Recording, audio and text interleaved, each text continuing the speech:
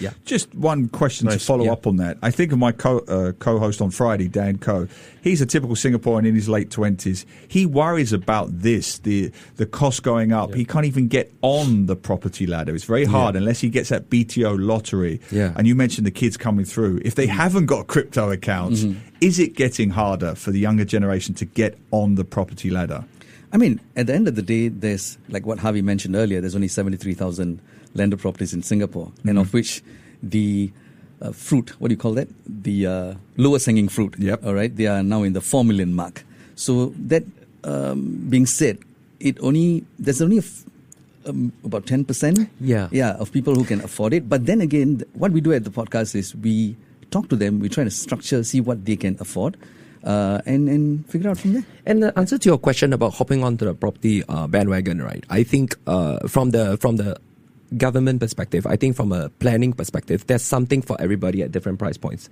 It is the demands and the needs of that buyer that set them apart from whether they can buy something. So if I have a wallet size of $1 million, but I'm aiming for things that are more beyond that $1 million mark, then therefore they may never ever join that property bandwagon, right? But if you know, and if you're unsure, what are your choices, right? That's where experienced hands come to play. Like we impart some sort of like property wisdom, right?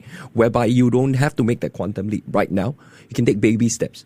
Nobody has to do like HDB to landed. They can do like HDB and then maybe like condo, maybe multiple strategies to get to the end point, right? That the markets keep changing, so therefore strategies keep changing. That's why we are here to give that advice. Yeah. Actually, one of the key things that we have done in our podcast is we have this show whereby we tell the audience how much do you need to earn in order to afford a landed property. Right. So that's the starting point. Like for example, we take into consideration the TDSR, the loan and everything. And from there, we know, okay, this is how much you need to earn to actually afford a $4 million property. Yeah, that makes sense. You know, people need to have that thought process. Yes. And everything. Yeah.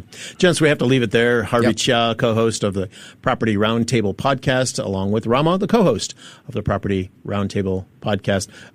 When do your new episodes drop? Is it weekly or how do you do it? We drop Saturday, 6 p.m. Weekly. Got it. On YouTube? Yeah, on YouTube, yes. Great. Listen in if you are interested in knowing more about the landed property market in Singapore. Gentlemen, thanks for being with us today. Thank you so much. MoneyFM 89.